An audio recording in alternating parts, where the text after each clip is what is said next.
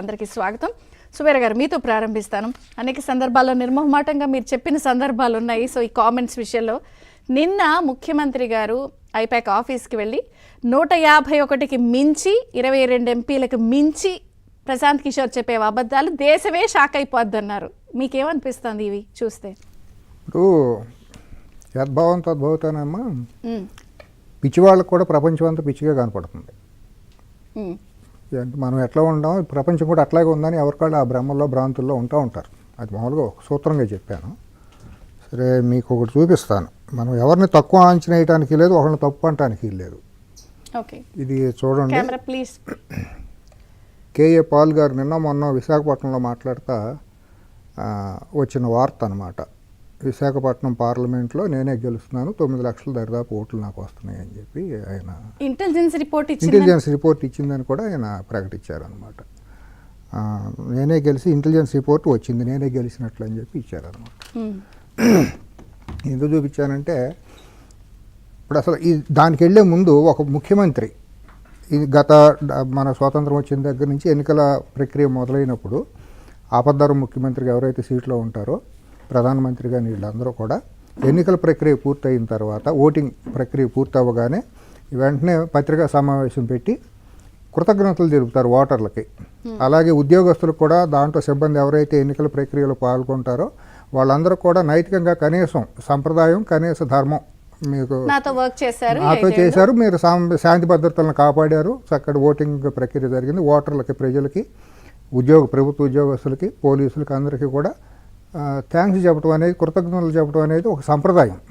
కనీసం ఆ సంప్రదాయాన్ని ఇతను పాటించకపోగా ప్రజల్ని మభ్యపెట్టడానికి, ఇందాక మీరు చెప్పారు ఇంట్రొడక్షన్ కామెంట్లో, అసలు కారణం ఏంటంటేనమ్మా, అక్కడికి వెళ్ళడానికి కారణం రేపు కౌంటింగ్ నాటికి ఏజెంట్లు మిగిలే పరిస్థితి లేదు క్షేత్రస్థాయిలో.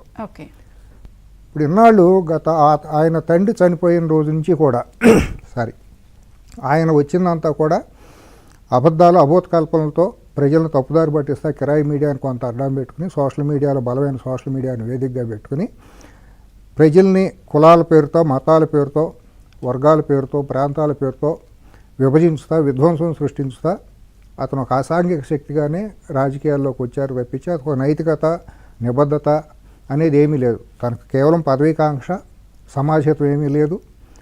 పదవిలోకి వచ్చిన తర్వాత ఏ రకంగా వనరులను దోసుకోవాలి, ఏ రకంగా సంపదని కొలగొట్టాలి, ప్రజలను ఏ రకంగా బిచ్చగాళ్ళుగా తయారు చేయాలి, అంతేగాని రాష్ట్రాన్ని, జాతిని, తెలుగు జాతిని అభివృద్ధి చేయాలనే పందా కానీ ఆలోచన కానీ అతనికి ఏమాత్రం లేనట్టు మనకు రూఢి అవుతుంది ఆయన ఆలోచన, ఆయన సరళని బట్టి చూస్తే. గత 5 సంవత్సరాలు ముఖ్యమంత్రిగా ఉన్నప్పుడు అదే పద్ధతి ఉంది, ప్రతిపక్ష నేతగా ఉన్నప్పుడు ఆయన మాట్లాడిన తీరు అలాగే ఉంది.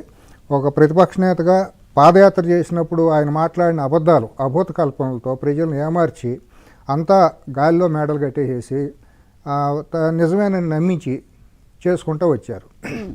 అది అయిపోయిన తర్వాత ఏమైందంటే, ప్రజల్లో కూడా నిజంగా కొంతవరకు నమ్ముకుంటూ వచ్చారు. తర్వాత కాలక్రమేణా ఆ కారు మేఘాలన్నీ విడిపోతూ వచ్చినాయి.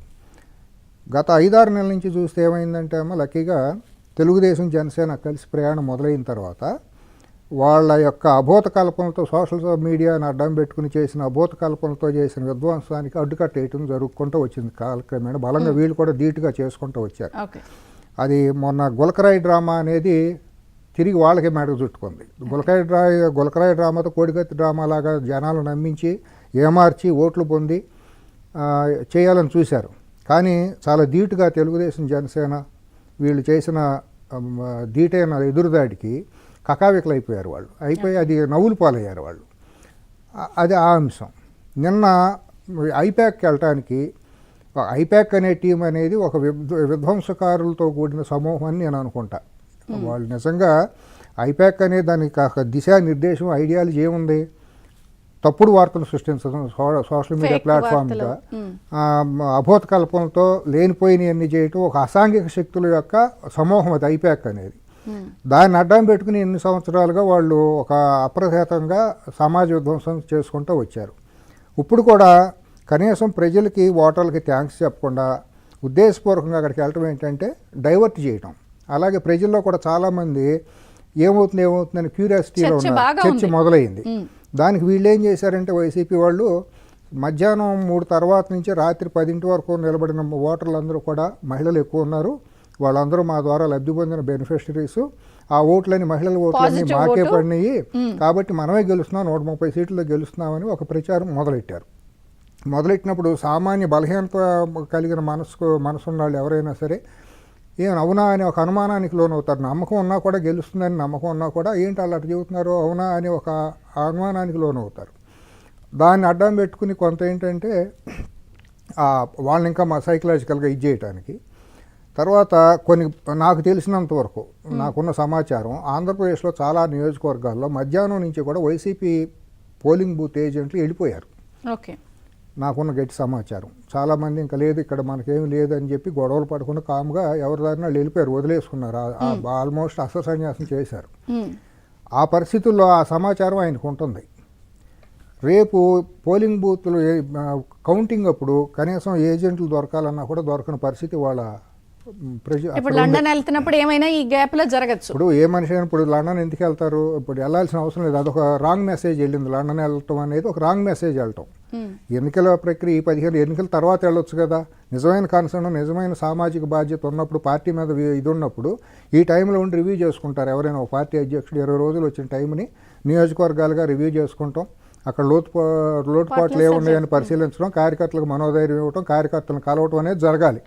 ఇది కాకుండా సడన్గా ఒక ముఖ్యమంత్రి, ఓ పార్టీ అధినేత, ఆపద్ధర ముఖ్యమంత్రి, ఓ పార్టీకి అధ్యక్షుడు సడన్గా ఒక 20 రోజుల పాటు ఇక్కడి నుంచి అంతర్ధానం విదేశాలకు వెళ్ళిపోతున్నారు కోర్టు పర్మిషన్ అంటే అస్త్ర సన్యాసం జరిగింది అనేది సామాన్యులు అర్థం చేసుకునేది.